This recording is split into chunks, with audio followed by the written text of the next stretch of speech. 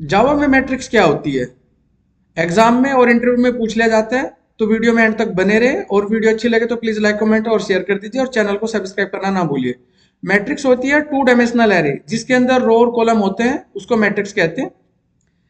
यहाँ पर हमने एक नेटबीन्स का ये जो सॉफ्टवेयर है ये ओपन कर रखा है, आईडी, और एक इसके अंदर हमने एक न्यू प्रोजेक्ट ओपन कर लिया। यहाँ पर हमने क्या करना है, हमने किस तरह का एक मैट्रिक्स लेनी है, यहाँ पर उसका टाइप हमने बताना है कि मैट्रिक्स का जो आपने टाइप लेना है, इक्वल टू न्यू, और इंट क्या साइज आपने इसका मैट्रिक्स का रखना है वो साइज आप यहाँ पे रखेंगे। हमने मैट्रिक्स का साइज रख लिया 3 बाई 3, यानी ये जो पहले वाला होता है ये रो होता है, और जो दूसरा होता है वो कॉलम होता है। यानी जो पहले वाला नंबर होगा वो रो को काउंट करेगा, और जो दूसरे वाला नंबर होगा वो कॉलम को काउंट करेगा। हमने यहाँ दो वेरिएबल ले लिए,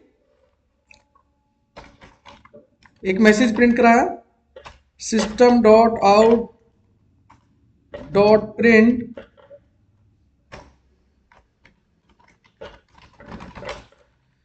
3 × 3।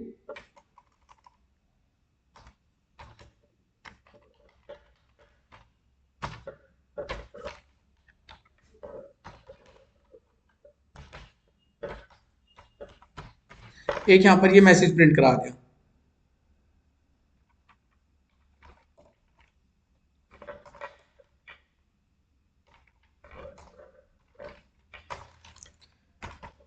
For I equal to 0, I less than 3, I plus plus, एक लूप और लगाएंगे, J equal to 0, J less than 3, J plus plus. और यहां पर इनपुट कराने के लिए हमने यहां पर एक import java dot util dot scanner, scanner class को हमने यहाँ इंपोर्ट कर लिया। और यहाँ हम लिखेंगे ARR array IJ equal to, इस क्लास का हमने एक ऑब्जेक्ट भी बनाना है, तो हमने यहाँ पर इसका एक क्लास का ऑब्जेक्ट बना लिया। Scanner scan equal to new scanner, इसके अंदर हमने सिस्टम डॉट इन पास करना पड़ेगा। ये तो आपको पता ही होगा फ्रेंड कि सिस्टम डॉट इन क्या होता है, यानी ये हमसे यूजर से इनपुट लेगा कीबोर्ड के थ्रू। तो हमने यहाँ डाला कि जो हमने ऑब्जेक्ट बना रखा है स्कैन डॉट नेक्स्ट इंट, हमसे ये इनपुट लेता रहेगा, हमसे लेगा 3 × 3 यानी 9 नंबर ले लेगा हमसे। और ये मैट्रिक्स हम इनपुट करा लेंगे। अगर हमने इस मैट्रिक्स को प्रिंट करना है तो हमने यहाँ से इसको सेलेक्ट कर लिया और इसको कर दिया यहाँ पे कॉपी पेस्ट, और हमने यहाँ एक मैसेज डाला एंटर्ड 3 × 3 मैट्रिक्स आर, और यहाँ पर हमने एक आर का मैसेज डाल के और हमने यहाँ करा दिया प्रिंट LN न्यू लाइन। और यहाँ एक मैसेज प्रिंट कराएंगे system dot out dot print ARR I and J plus, इसके बीच में अगर हमने स्पेस भी रखना है, थोड़ा टैब रखना है, तो स्पेस दे देंगे हम /T।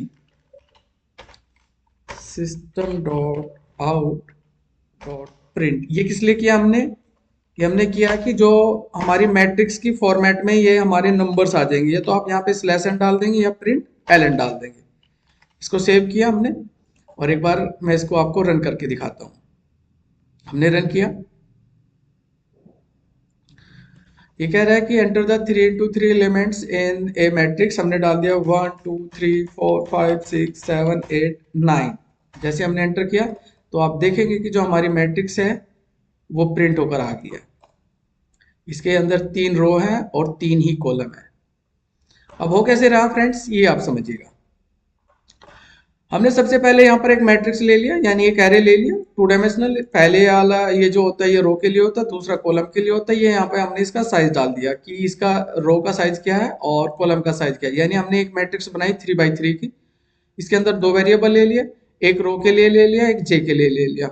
यहाँ पर हमने स्कैनर क्लास का एक ऑब्जेक्ट बना लिया, ऑब्जेक्ट आपको आता ही है बनाना। और यहाँ पर हमने एक मैसेज प्रिंट कराया कि आपने एक 3x3 की मैट्रिक्स एंटर करानी है 3x3 की, और हमने लूप लगाया। ये हमारा जो होता है ये रो के लिए होता है और जो जे हमारा कॉलम के लिए होता है, यानी इस आई के लूप के अंदर ही आपको जे का लूप लगाना पड़ेगा। अगर जो हमारे रो का साइज होता है वो यहाँ आएगा और जो कॉलम का साइज है वो यहाँ से आएगा।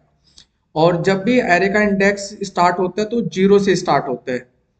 लूप हमारा 0 इंडेक्स से ही स्टार्ट करेंगे। एरे का बाय डिफॉल्ट जो भी इंडेक्स होता है वो 0 से होता है, 1D एरे का भी और 2D एरे का भी, ये ध्यान रखना। फिर उसके बाद में हमने यहाँ एक एरे ले लिया कि जो भी हमने आई और जे के जो इंडेक्स पोजीशन पे हम वैल्यू स्टोर करना चाहते हैं, तो स्कैन डॉट नेक्स्ट इंट, इससे जो भी पहला हम नंबर डालेंगे, जो फर्स्ट नंबर आएगा वो आई और जे की वैल्यू सबसे पहले 0 0 है तो वो 0 0 वाले इंडेक्स में स्टोर हो जाएगी। ऐसे लूप ऊपर जाएगा, प्लस प्लस करेगा, जैसे ही जे प्लस प्लस करता है ये, उसके बाद में नया एलिमेंट आएगा वो 0 1 पर स्टोर हो जाएगा। ऐसे 0 3 0 4 पर ऐसे स्टोर होता रहेगा, और जैसे ये लूप खत्म हो गया उसके बाद में उन मैट्रिक्स को यहाँ पर प्रिंट कर देगा। तो इसको एक्सप्लेन कैसे करते हैं, हमने ये एक मैट्रिक्स बना दी है जिसके अंदर 3 रो हैं और 3 ही हमने इसके अंदर कॉलम बना दिए। एरे का इंडेक्स जो होता है वो 0 से स्टार्ट होता है। ये 0 आ गया, ये 1 है, ये 2 है, ये 0 है, 1 है और 2 है। ये हमारा आई है और ये हमारा जे है। इस वाले इंडेक्स का नाम क्या है, यानी ये 0 और ये 0, यानी ये रो ये पूरा 0 है और ये भी हमारा जो कॉलम है वो भी 0, यानी इस वाले पहले वाले इंडेक्स का नाम है 0 0। इस वाले का इंडेक्स का नाम हो गया 0 1 और इस वाले इंडेक्स का नाम हो गया 0 2, यानी ये पोजीशन है। इस वाले इंडेक्स का नाम क्या हो गया 1 0, यानी ये 1 इधर है रो और ये 0 इधर कॉलम। इस इंडेक्स का नाम हो गया 1 1, इस वाले इंडेक्स का नाम हो गया 1 2, इस वाले इंडेक्स का नाम हो गया 2 0, इसका हो गया 2 1 और इस इंडेक्स का, इस वाले इंडेक्स का नंबर हो गया 2 2। तो ये हमारा मैट्रिक्स के अंदर होता है फ्रेंड्स। ऐसे ही जो हमारे रो होते हैं वो भी 0 से स्टार्ट होते हैं और जो कॉलम होते हैं वो भी हमारे 0 से ही स्टार्ट होते हैं।